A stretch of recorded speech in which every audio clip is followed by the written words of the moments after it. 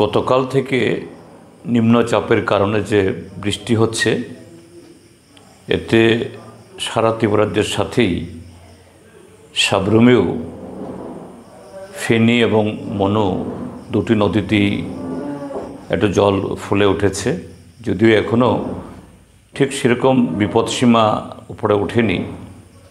যাই হোক, আমরা নজর রাখছি। আমি জেলা প্রশাসনের সাথে নিরন্তর যোগাযোগ রাখছি এবং আমাদের কর্মীরাও তারা সতর্ক আছেন যাতে এরকম কোনো গতবারের মতো যে ফ্লাড হয়েছিল সেরকম পরিস্থিতি হলে আমরা ঝাঁপিয়ে পড়তে পারি, যাতে কম ক্ষতি হয় তার ব্যবস্থা করতে পারি। এখন এই অবস্থাতে চালতাছড়ি দিয়ে এই হরিণা অর্থাৎ জাতীয় সড়কের উপর একটা ব্রিজ দীর্ঘদিন ধরে কাজ হচ্ছে এনবিসিসি দ্বারা, পিএমজিএসওয়াইয়ের। এটা নানা কারণে কাজ হচ্ছিল না। আমাদের উপর্যুপরি যে আমরা চাপ রেখেছি এতে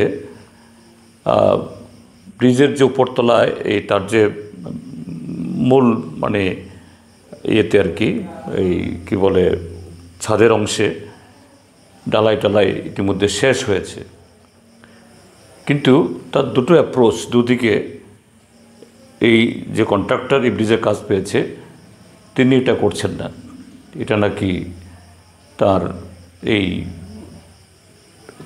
টেন্ডারের মধ্যে নেই।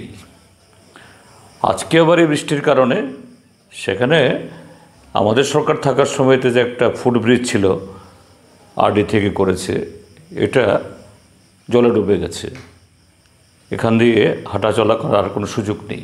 তো অগত্যা এই ব্রিজটাই এখন একমাত্র সম্বল।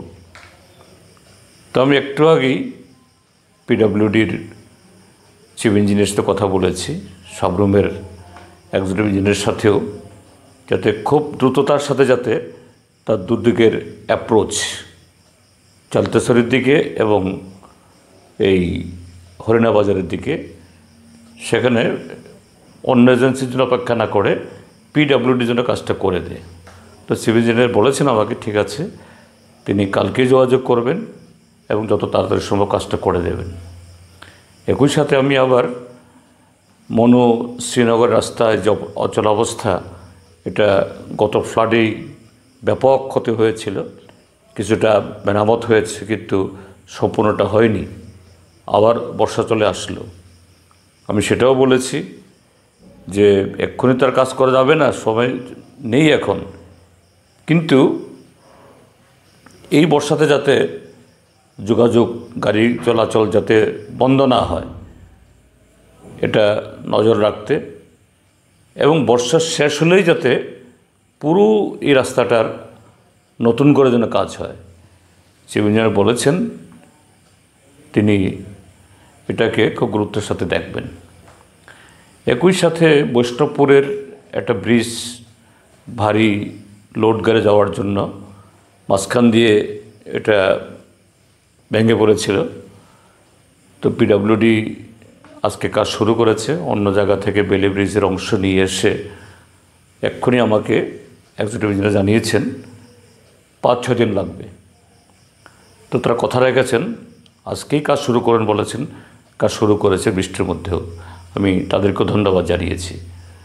তো আশা করি এইভাবে যদি পিডব্লিউডি তাদের দায়িত্ব পালন করে, একটা সমন্বয়হীনতার জন্য আজকে এই অসুবিধাগুলো তৈরি হয়েছে, কিন্তু এইভাবে যদি দায়িত্ব পালন করে তাহলে জনগণের দুর্ভোগ কম হবে। আর এখন যে বর্ষা, আর বেশি বৃষ্টি না হলেই হয়, যা হয়েছে হয়েছে, দেখা যাক কী হবে, আমরা নজর রাখছি।